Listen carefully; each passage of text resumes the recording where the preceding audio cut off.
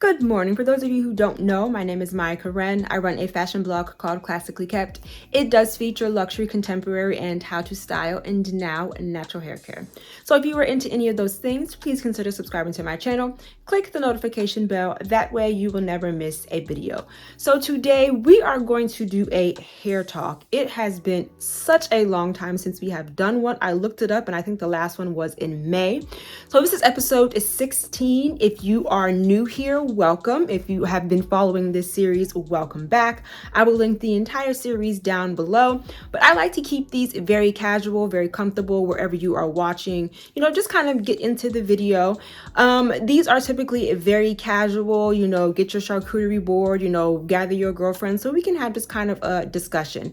As I've said before, I really respect how you guys keep it, or I really enjoy, or I really appreciate how respectful you guys keep it in the comments. We can disagree, but we still need to keep it respectful. So let's keep that going. But today we are going to talk about hair, duh. But the question that I'm going to pose today is, does your child's school or the school that your child attends, do they have a right to dictate how they wear their hair? So let's go ahead and get started. Okay, so today we are going to talk about a story out of Texas. A young man by the name of Darryl George was suspended, or has been in school suspension for several weeks because of his hair. The school is Barbers Hill ISD, okay? So what I want to do in this video is I kind of want to break it down into different sections. The first thing that I'm going to show you is 3 news stories that have covered this situation. And I want to bring these specific news stories to you because I have watched several of them, but I want to show you this side of the news story because I feel like it's kind of changing the narrative because they are choosing to, or maybe they don't know, maybe they haven't done their research, but they have omitted a very important part of the rule or the handbook or the dress code, okay? So I'm going to show you these 3 stories to kind of break it down, and then we are actually going to look at the Barbers Hill ISD dress code when it comes to hair, okay? Because I kind of feel like the way that these stories are portraying the situation is kind of changing the narrative, and you'll be able to see that with the comments. Then we will just kind of get a little bit more into it. We will talk about the mother, we will give a couple of updates, and then we will go through my thoughts. So let's go ahead and get started. High school student in Texas suspended from school because of his hairstyle. Here's what the 17-year-old's hair looks like. Okay, so the school claims that Darryl George's hair violates the district's dress code by falling below his eyebrows and earlobes. His mother says he wears it twisted in dreadlocks tied at the top of his head and says he's being discriminated against. The school says he was not disciplined because of race, but his family is thinking of suing. Darryl was suspended the same week Texas passed a law outlawing racial discrimination based on hairstyles. And the district defends its dress code, which says the policies are meant to teach grooming and hygiene, instill discipline, prevent disruption, avoid safety hazards, and teach respect. A school in Texas is defending its decision to suspend a black student for more than 2 weeks over his hair. That student's name is Darryl George. He's just 17 years old, and as you can see, he has his hair in twisted dreadlocks. The school first suspended Darryl at the end of August and then just suspended him again yesterday. All of this is despite a new law in Texas that just took effect. It's called the Crown Act. The acronym stands for, quote, create a respectful and open world for natural hair. And the law prohibits racial discrimination based on hairstyles. NBC News correspondent Rahima Ellis covers education for us and joins us now in studio. So, Rahima, first off, how is the school explaining their decision right now? The school says that they are following the student handbook, and the handbook says that students are not allowed to have hair extending below their eyebrows, their earlobes, or the top of their T-shirt. And it's important to take a look at the picture here. This young man's hair is up. His mother said he has not worn his hair long since he started in school, and therefore they're wondering what the school is doing. We have a statement from the school that says the Barbers Hill ISD, which stands for Independent School District, dress code is not in conflict with the Crown Act, and that's from the Communications Department. The Crown Act, as you were saying, Kate, it says that no one is allowed to discriminate against someone, whether in the workplace or in the school place, based on their hairstyle or the texture of their hair. And that includes, and they specifically say, that includes afros, that includes dreadlocks, and that includes twists. So school is saying one thing and the law seems to say something else. O'clock, a mother and several local activists are now demanding answers from Barbers Hill High School after they say a student was wrongly punished for his hair. Now, this is the same school that made national headlines for the same thing just a few years ago. In this latest instance, the student's family says the school violated the new Crown Act, which bans race-based hair discrimination in Texas schools and workplaces.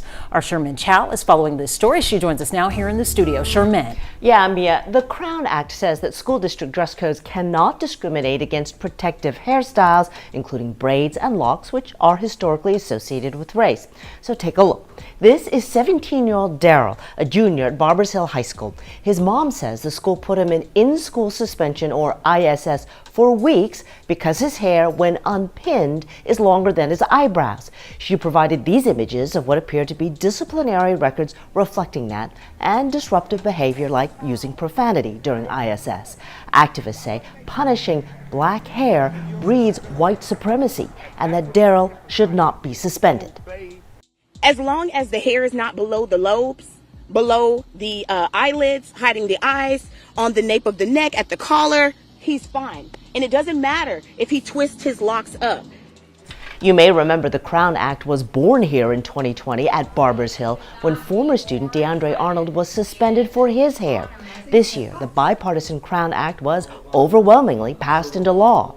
Activists say if Barbers Hill does not end Darryl's in-school suspension over his hair, they will ask the federal government to withhold its funding of the district. Also, really quickly, this story is, I would probably say, coming up on a month old now. And the reason why I wanted to wait to talk about or discuss this story is because there is information that is still coming out. And I want to make sure that I am trying to come from this from an unbiased standpoint. I want this discussion to be about the facts. Yes, I'm going to have some opinions, I'm going to have some thoughts, but I also want to make sure that I am presenting you guys with all of the facts that we have. Okay, so now that we have a little bit more information from those three news stories, let me explain to you what my issue is with the way that these three stories have portrayed this situation, because I feel like once we read the handbook, the narrative is going to change a little bit and people's opinions are going to change a little bit. Okay, so my issue is with the last portion of this rule, talking about, talking about the man's collar, the forehead, and the ears, right? That part is true. But there is a section of that dress code that is being or has been omitted from these three stories and from several other ones that I have watched. Okay, so let's go ahead and look up the actual handbook, and I'm going to discuss with you three sections. The first one at the top, you can see that it says Barbers Hill ISD Dressing and Grooming Code. I want to just read the top part because it's basic, right? So the district's dress code is established to teach grooming and hygiene, instill discipline, maintain a safe and positive learning environment, prevent disruption, avoid safety hazards, and teach respect for authority. We can all agree with that, right? We're all in agreement, right? Students shall be dressed and groomed in a manner that is clean and neat and that will not be a health or safety hazard to themselves or others. The district prohibits any clothing or grooming that, in the principal's judgment, may reasonably be expected to cause disruption of or interfere with normal school operations, right? We all agree with that, okay? The district prohibits students from communicating images or messages through their attire that, number one, are lewd, offensive, vulgar, or obscene. We can all agree with that, right? Number two, advertise or depict tobacco products, alcoholic beverages, drugs, or any other substance prohibited under FNCF legal. Number three, create or pose a reasonable risk of creating a material disruption in the school environment, right? No one has an issue with what is being stated, right? And this is pretty basic. This is probably something that back when I was in high school would have been the very first thing you see when you open the dress and grooming code, right? But I want to go down to the hair section. So if we go down to the hair section, and we're going to read the entire hair section just so we can get clear. We can be clear. And also we're going to check some boxes. So, and we're going to check some boxes with his hair, with Darryl Floyd's hair, right? So the first one, or the first bullet point, hair must be clean and well groomed. Check. Geometric or unusual patterns, including mohawks and frohawks, shaved or cut in the hair are not permitted. Check, right? We see that his hair is pulled back. It's parted, but it doesn't have anything crazy going on. Now, my personal opinion, mohawks and frohawks, I mean, that's self-expression. I don't really see an issue with that, right? Unnatural hair color or color variation in hair. For example, scarlet, purple, blue, green, orange will not be permitted. His hair is black. His hair is naturally black. Check. The next one. Ribbons or other types of hair accessories shall not distract from the learning environment and be appropriate to the hairstyle. Check, right? There are no beads, there are no barrettes that have his hair tied up, right? Okay, this is the part that I feel as though it is being omitted, or the entire rule is not being explained when it comes to the news stories that people have been watching, okay? Listen carefully. Male students' hair will not extend at any time below the eyebrow. So far, check, right? His hair is not below his eyebrow. Or below the earlobes. Check. His hair does not go below his earlobes, right? Male students' hair must not extend below the top of a t-shirt collar. Check. Okay, so this is the part that is being omitted from a lot of the news stories. So it reads, or be gathered or worn in a style that would allow the hair to extend below the top of a t-shirt collar, below the eyebrows, or below the earlobes when let down. So essentially, male students who attend this school are not allowed to have long hair, even if it is gathered or tied up, if the hair is longer than those three stipulations when it is let down. Okay, and this is why I say I have a bit of a problem with the way that some news outlets are choosing to read or choosing to bring the story to their viewers, because they are not giving them the full picture. Because of the 3 videos that I'm showing you, when you go in the comments, this is racism, this is white supremacy, this is not hair, this is not about hair, kids are being bullied, kids are committing suicide and all these things.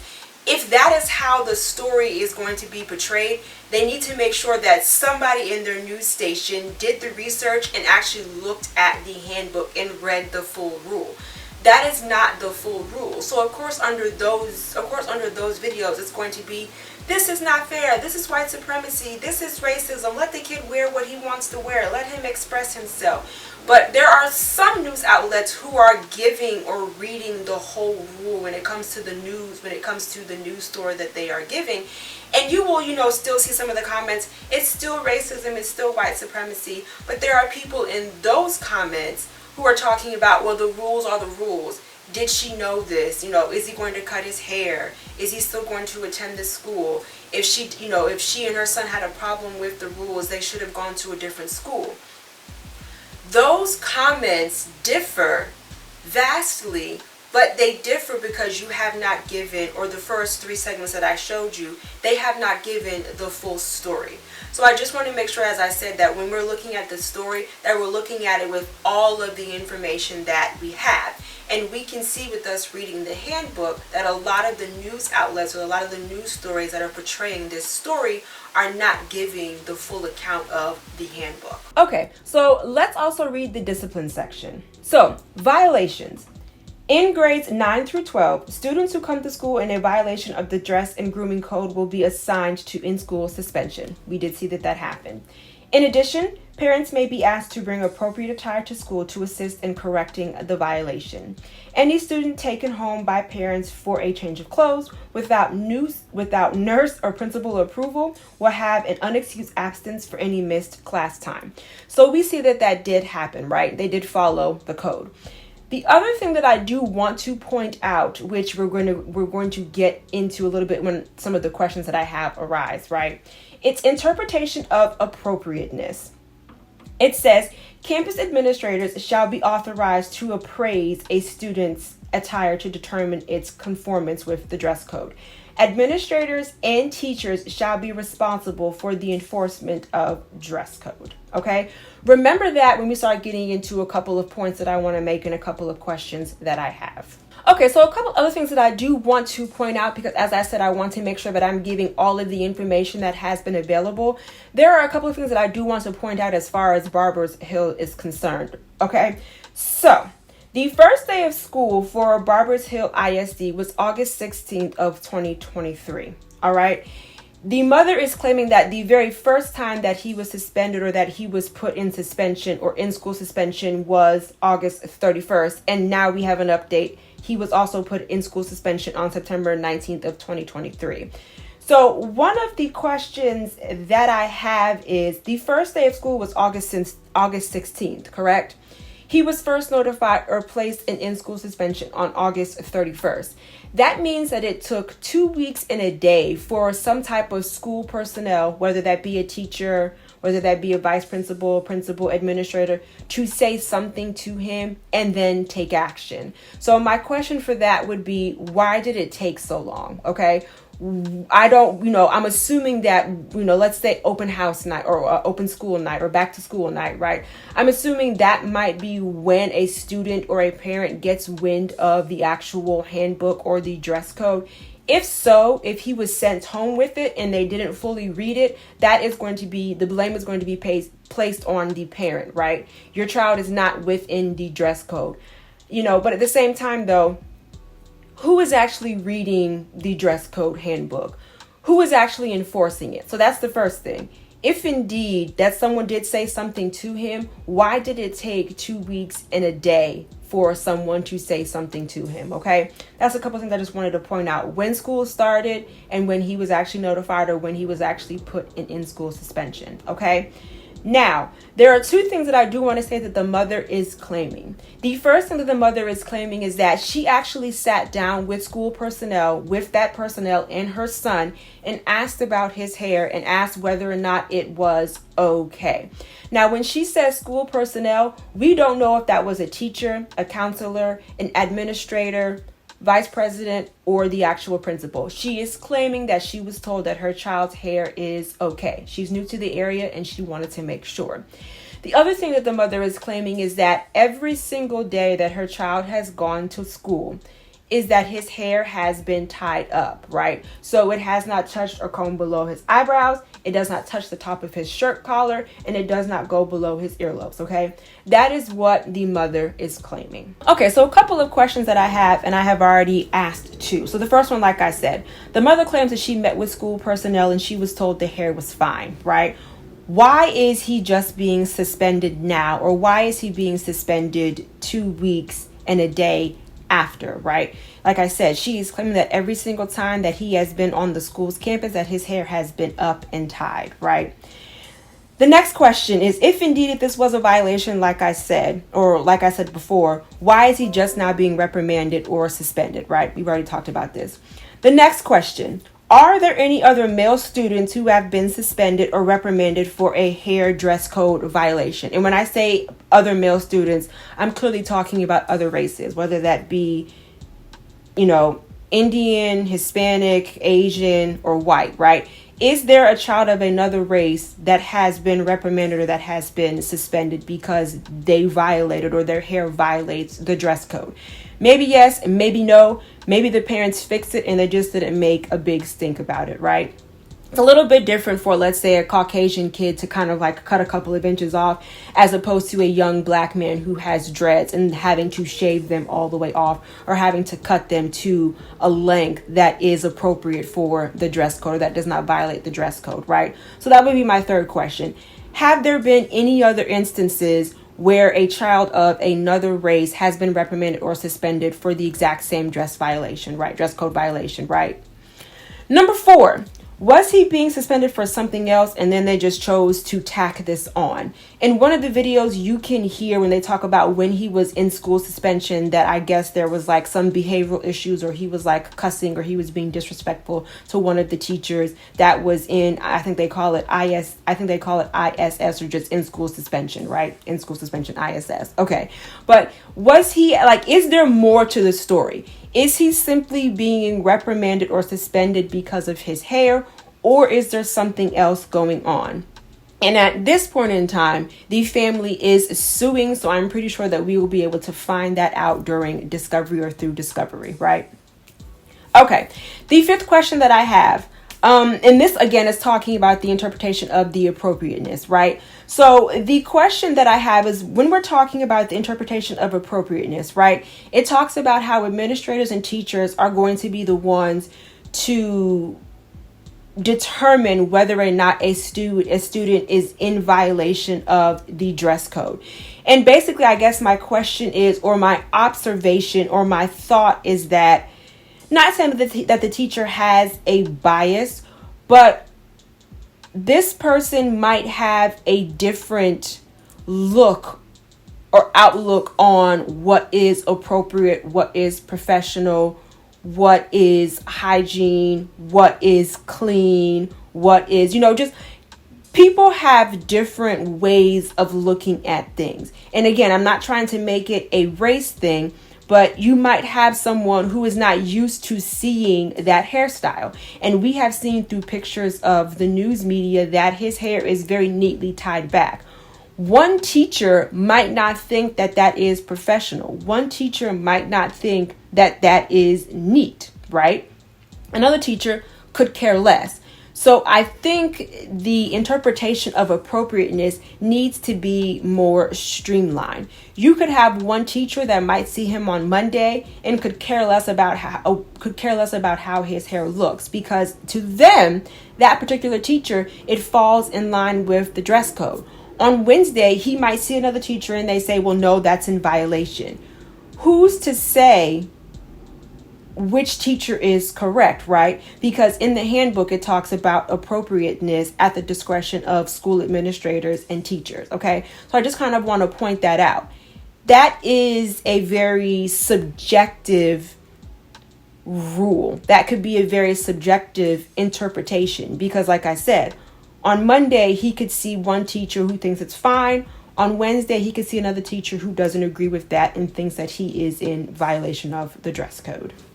Okay, so my thoughts. Do I think that schools should have a say-so in your child's appearance, or more specifically, since we're talking about hair, do I think that schools should have a say-so in your child's hair?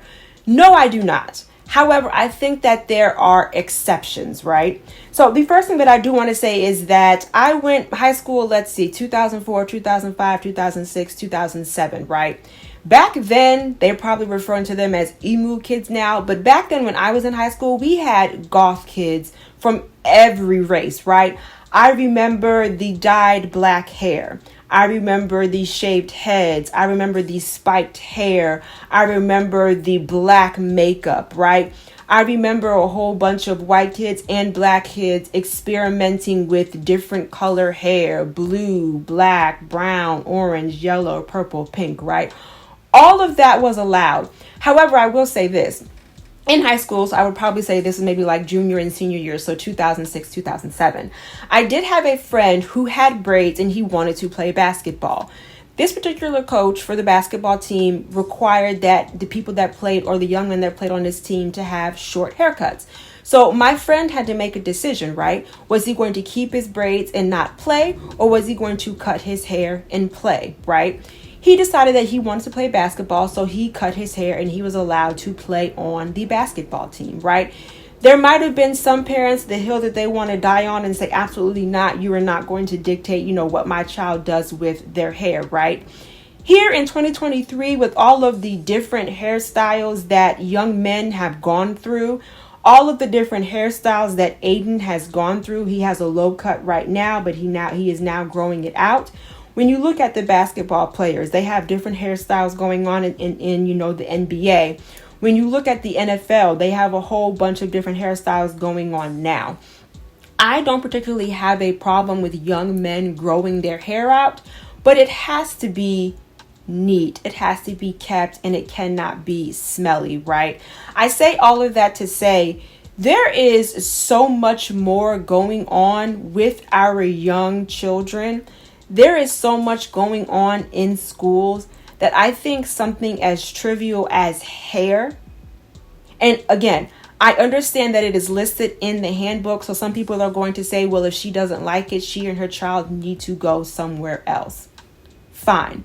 But there are just so many other things that our children are battling with that hair shouldn't even be on the list of things to worry about. However, there is a caveat.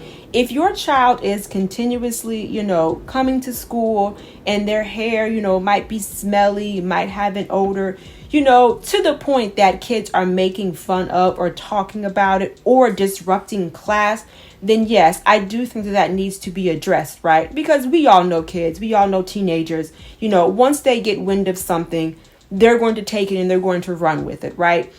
If your child's hair is causing that much of a distraction, then it might be time, for you, your child, and maybe the vice principal or a counselor to have a conversation about that to see, how we can alleviate some of these distractions. But I mean, we've all seen this young man's hair. I don't see anything wrong with it. I don't think other parents see anything wrong with it. I think a lot of the kids could care less.